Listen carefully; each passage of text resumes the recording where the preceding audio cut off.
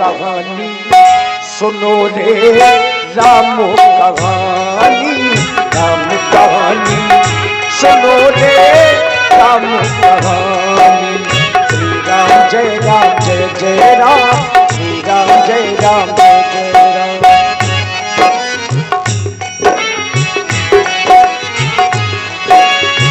कहती सुनती आवे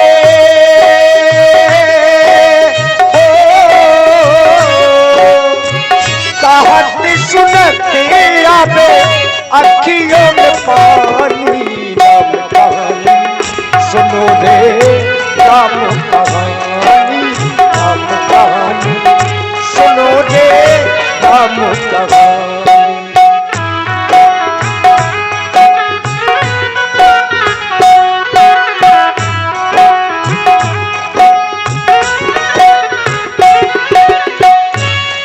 दशरथ की राज दुलारे कौशल्या की आँख तारे, दशरथ की राज दुलारे कौशल्या की आँख तारे।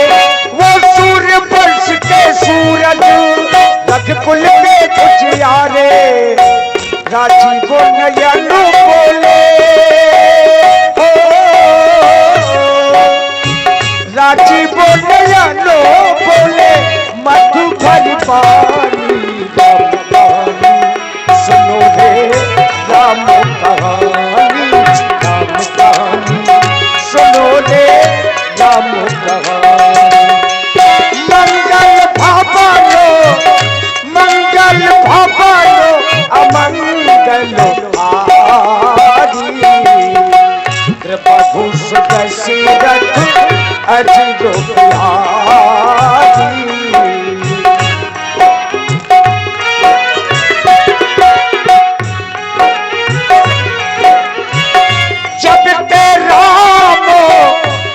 जब से भगवान श्री राम सीता जी को ब्याह करके अयोध्या में आए हैं तो नए नए प्रकार के बधाव बज रहे हैं, पूरी अयोध्या में खुशियां मनाई जा रही हैं। जब ते राम ब्याहे घरो आए, नित नौ मंगल मोद बधाए।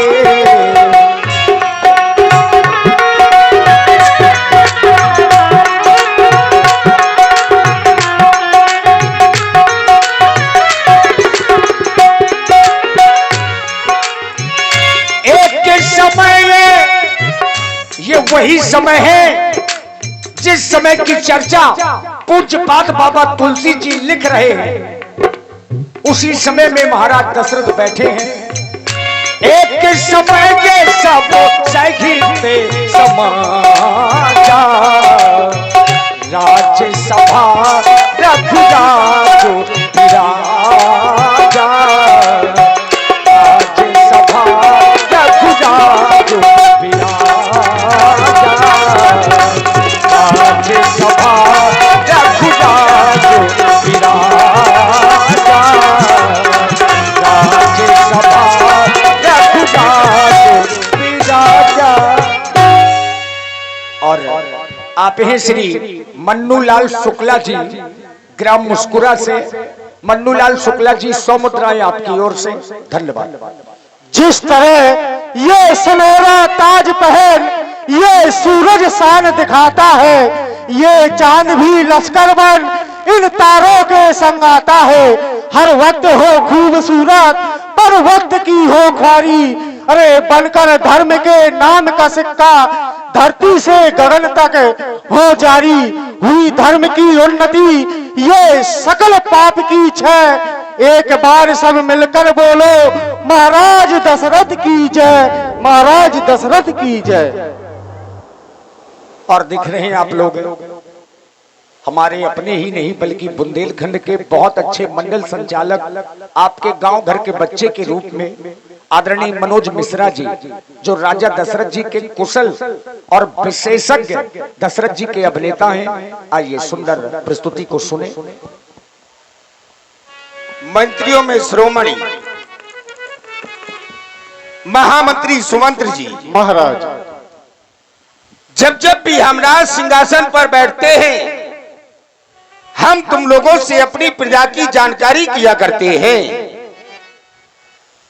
ये हमारा नहीं, ये तो आर्यावर्त के समस्त राजाओं का धर्म है कि अपनी प्रजा की जानकारी करे कि हमारी प्रजा सुख में जीवन यापन कर रही है या नहीं।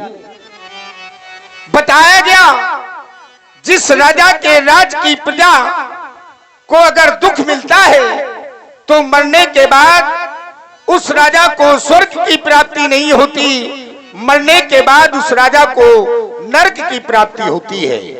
ये हम नहीं कहते, ये शास्त्र कहते हैं कि जा सुराज प्रिय प्रजा दुखारी, सो अवस नरक अत्कारी। वो राजा नरक का गामी हो जाया करता है। हम अयोध्या के राजा हैं, अयोध्या की शासन सत्ता हमारे इन हाथों में है। हम तुमसे जानना चाहते हैं, हमारी अयोध्या की प्यारी प्यारी प्रजा को किसी भी प्रकार का कोई दुख तो नहीं है, कोई किसी को सता तो नहीं रहा, और अगर कोई बाहर से आगंतुक हमारे दरबार पर आता है तो क्या उसे प्रेम से दान दिया जाता है या नहीं? ब्राह्मणों के द्वारा वेद मंत्र उच्चारण किए जाते हैं या नहीं? अरे इन पुजारियों के द्वारा मंदिरों की समय समय पर पूजा की जाती है या नहीं? कहो कहो, गौशाला, धर्मशाला, पाठशाला, कन्याशाला, मल्लशाला, सभी शालाएं सुचारू रूप से चल रही है या नहीं? हमें अवगत कराया जाए। महामंत्री सुमन, अवगत कराया जाए। महाराज, आप जब भी अपने इस सिंहासन पर विराजमान होते हैं तो हमसे यही पूछा करते हैं कि हमारी इस प्यारी प्यारी प्रजा में कोई दुखी तो नहीं।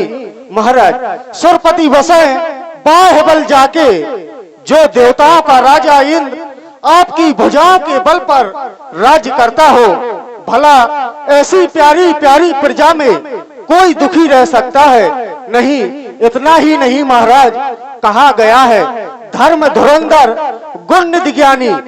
जिस राज्य में आप जैसा धर्मात्मा ज्ञानी राजा राज्य करता हो, उस राज्य की प्रजा कभी दुखी नहीं रह सकती। यज्ञशाला, गौशाला, पाठशाला सभी सुचारू रूप से चलाई जा रही हैं महाराज। और जब से राम का विवाह हुआ है तो क्या देखने के लिए मिल रहा है? अयोध्या के हर घर में है दूध पूत की आवाज आनी, सिंह और अजा पीते एक घाट पानी। आपकी प्रजा में कोई दुखी नहीं है महाराज। महामंत्री सुमंत महाराज, तुमने बताया हमारे राज्य में सिंह और बकरी एक ही घाट पर जल ग्रहण कर रहे हैं। हाँ महाराज। तुम्हारी इस बात को सुनकर के अगर राजा दशरथ ये सोच ले कि इसमें बड़ाई राजा दशरथ की है तो ना, इसमें बड़ाई राजा दशरथ की नहीं, अरे इसमें बड़ाई तो तुम मंत्रियों की है। राजा तो राज सिंहासन पर बैठ करके सिर्फ आदेश देता है, अरे कार तो तुम मंत्री करते हो। या यूं कह दूं कि बीड़ा का यदि सुर बिगड़े, बीड़ा का यदि सुर बिगड़े तो तंत्री दोषी होते हैं, और राजा का यदि शासन बिगड़े तो राजा नहीं सीधे मंत्री दोषी होते हैं। और जिस राजा के पास तुम्हारे जैसा मंत्री हो, जिसका नाम है सुमंत्र, सु धन मंत्र, सु माने सुंदर, मंत्र माने मंत्रा देने वाला, जिस राजा के पास सुंदर मंत्रा देने वाला सुमंत्र जैसा मंत्री हो, उस राजा के राज की प्रजा को कभी दुख नहीं मिल सकता। आज हम राज दरबार से सीधे चले आए, हमने अपना मुख दर्पण में नहीं देखा। जाओ कोई दर्पण लेकर के आओ। हमें लगता है जो हमने ये मुकुट पहना है कुछ टेढ़ा सा प्रतीत हो रहा है। जाओ दर्पण लेकर आओ। जो आज्ञा महाराज। देखिए, यहीं से कहानी शुरू हो जाती है। राजा दशरथ जी ने दर्पण में अपना मुख देखा। राय शोभाए मुकुरे कर लीना,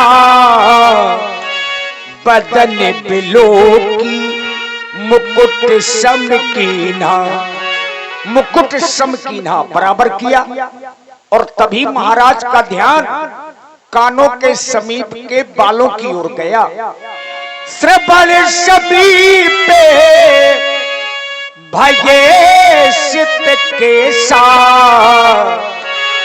मनहु जरठ पनु असे उपदेशा। महामंत्री सुमन, दर्पण में मुख देख करके हम अपने इस मुकुट को सीधा कर रहे थे। सीधा करते समय अचानक हमारी दृष्टि कानों के समीप पहुंच गई। हमने क्या देखा, कानों के समीप के जो बाल हैं वो सफेद हो गए हैं। श्रवण समीप भय श्रित के सा, और जब सफेद हो गए हैं तो ये बाल हमें ये उपदेश दे रहे हैं, कह रहे हैं मनहु जरठपन अस उपदेशा। राजा दशरथ, अब तेरा चौथापन आ गया है, अब तेरा बुढ़ापा आ गया है। अब ये कानों के समीप के बाल ये कह रहे हैं तो हमें भी आसार बुढ़ापे के नजर आते हैं। महामंत्री सुमन, महाराज अब तो आसार, आज राजा दशरथ को लग रहा है कि अब हमारा बुढ़ापा प्रारंभ हो गया है।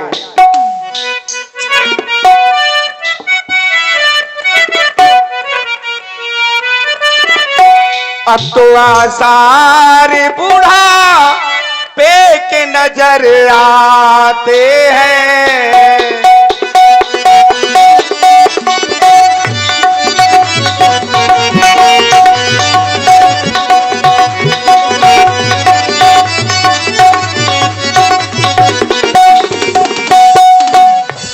ऐसा क्यों? अब तो आसारों बुढ़ापे के नजर आते हैं। अब तो आसार बुढ़ापे के नजर आते हैं।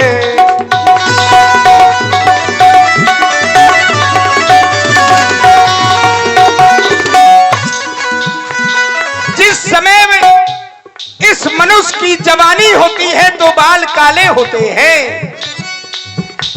जब काले होते हैं तो ये काली स्याही होती है, और जब व्यक्ति का बुढ़ापा आ जाता है तो बाल सफेद हो जाते हैं। स्याही गई सफेदी आई, सफेदी आई, सफेदी आई।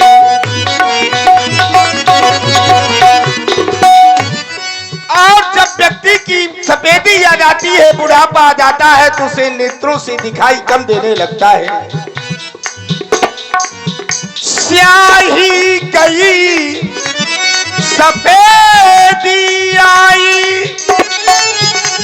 अब नैनों में नहीं पड़ा तो दिखाई, पड़ा तो दिखाई, हाँ पड़ा तो दिखाई।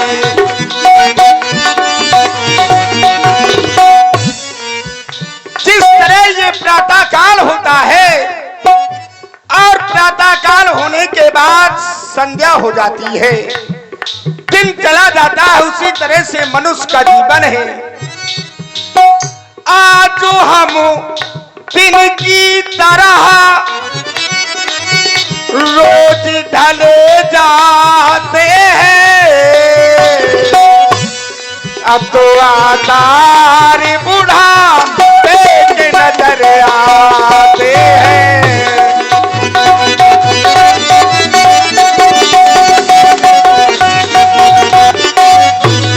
अब तो आसार बूढ़ा पेट नजर आते हैं। अब तो आसार बूढ़ा पेट नजर आते हैं।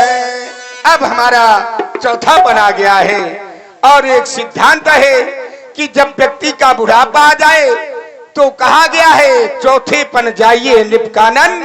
व्यक्ति को सब कुछ छोड़ करके चौथेपन में श्रीमान नारायण का भजन करने के लिए वन में चला जाना चाहिए। आज का दरबार यहीं पर समाप्त किया जाए।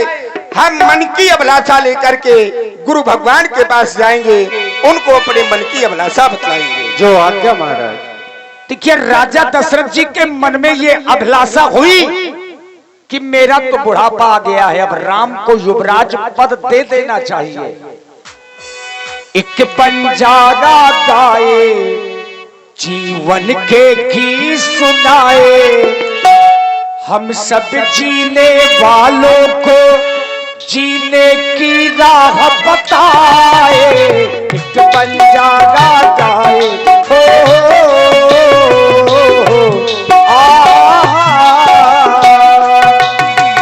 एक बंजारा गाए जीवन के गीत सुनाए, हम सब जीने वालों को जीने की राह बताए। एक बंजारा गाए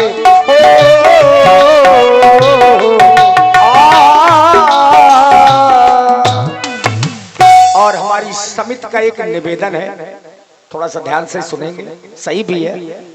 समिति का निवेदन है कि मंच में कोई भी हो, कृपया आप सब लोग जगह बना करके बैठ जाएं, मंच में ना बैठे, मंच को खाली बनाए रखें।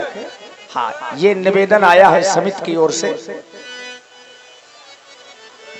गुरुदेव भगवान के श्री चरणों में सेवक दशरथ का प्रणाम स्वीकार हो। हृदय में सांत्वना न मिलने के कारण और आप हैं भैया कान्हा तिवारी जी, कान्हा तिवारी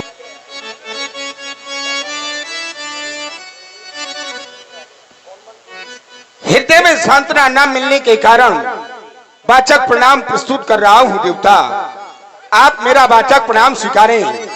आज आपकी अर्चना वंदना पूजा करना चाहता हूं प्रभु, वो भी प्रणाम के माध्यम से सेवन करें देवता।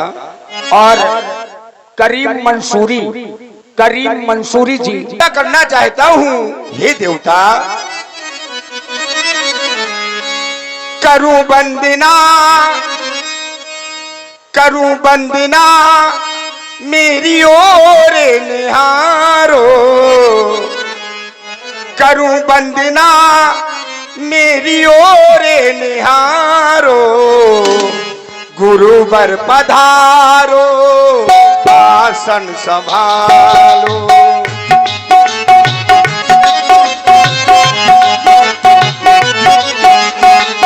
करूं वंदना मेरी ओर निहारो, करूं वंदना मेरी ओर निहारो, गुरुवर पधारो पधारो आसन संभालो।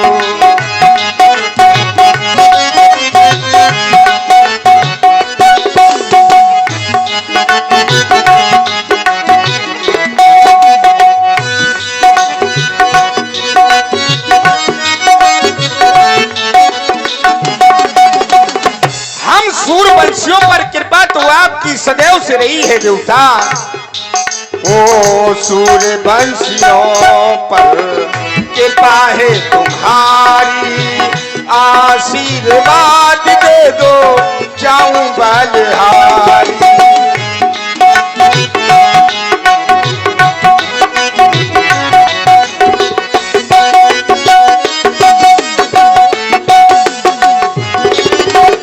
सूरवंशियों पर कृपा है तुम्हारी, आशीर्वाद दे दो जाऊं बलहारी।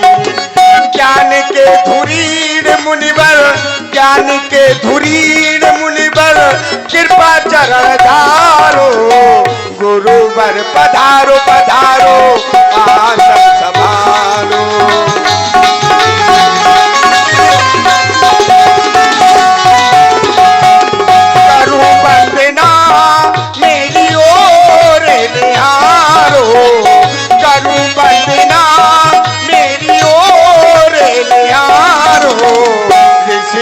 पधारो पधारो आसन संभालो, गुरुवर पधारो पधारो।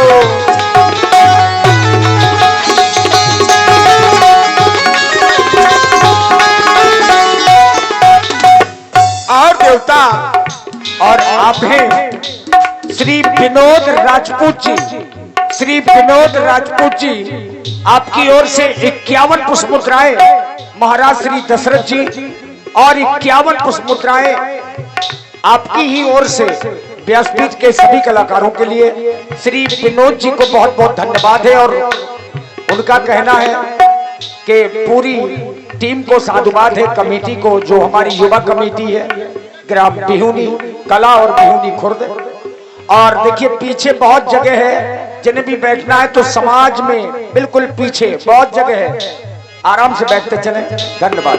ओ चरणों की धूली को माथे से लगाता, आशीर्वाद दे दो जग के विधाता।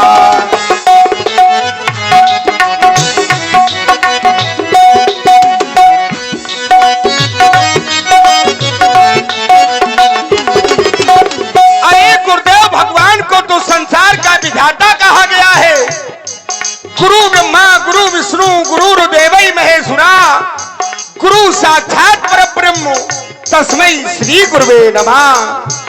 ओ चरणों की धूली को माथे से लगाता, आशीर्वाद दे दो जग के विधाता।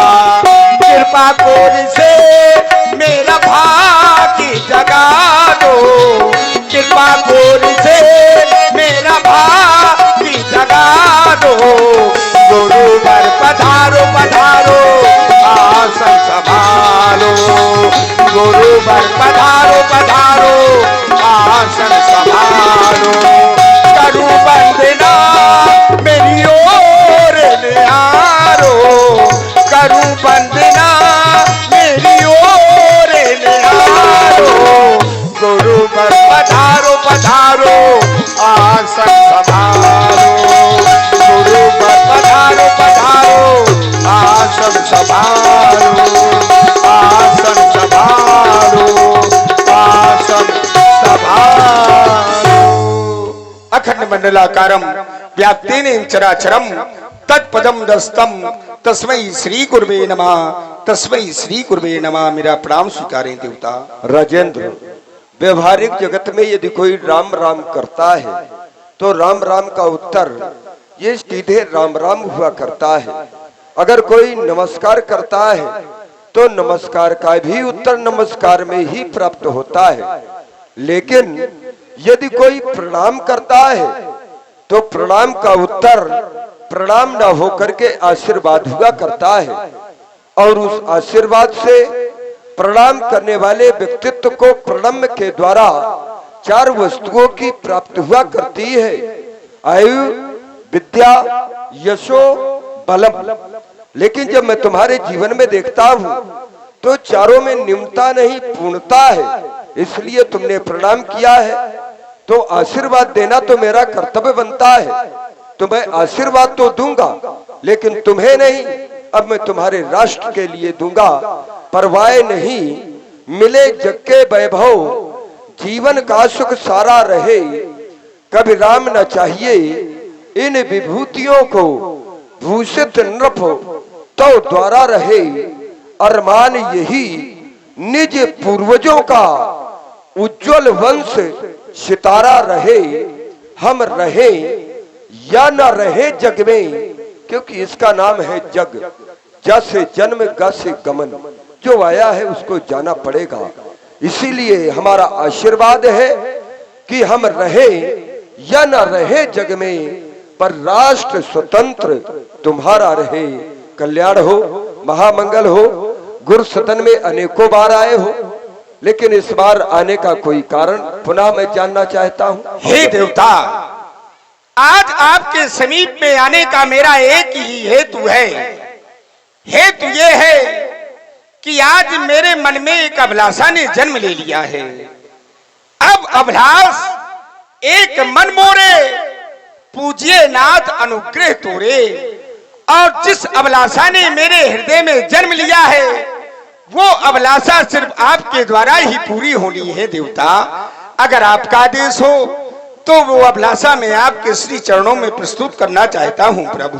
अच्छा, इस अभिलाषा के बाद फिर जीवन में और भी अभिलाषा रहेगी कि यही है अभिलाषा? अंतिम अभिलाषा है, क्योंकि ये तुम्हारा कथन है कि अब अभिलाष एक मन मोरे, अब एक ही अभिलाषा है जीवन की। राजेंद्र, लेकिन मैंने ये जाना है कि जब तक ये शरीर है तब तक इच्छाएं जन्म लिया करती हैं, अभिलाषाएं जन्म लिया करती हैं।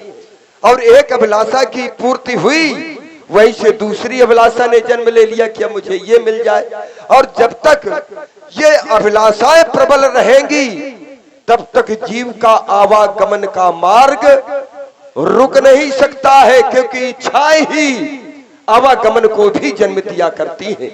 मुक्ति जब ही होगी जब इच्छाओं से जीव को मुक्त मिल जाएगी, हे देवता, अभिलाषाओं को मुक्त मिल जाएगी। कुछ कहना चाहिए? आपका कहना यथार्थ सत्य है, लेकिन मनुष्य के जो कर्म होते हैं, मनुष्य का जो धर्म होता है, मेरी इस अभिलाषा के बाद फिर उसके जीवन में कोई अभिलाषा नहीं रह जाती। ये तुम्हारा कथन है, अब आगे भविष्य की बात, क्योंकि तुम्हारे जीवन में एक अभिलाषा ने जन्म लिया था इसके पहले भी, क्योंकि तुम्हारा विवाह नहीं हुआ था तो अभिलाषा ने जन्म लिया कि विवाह होना चाहिए।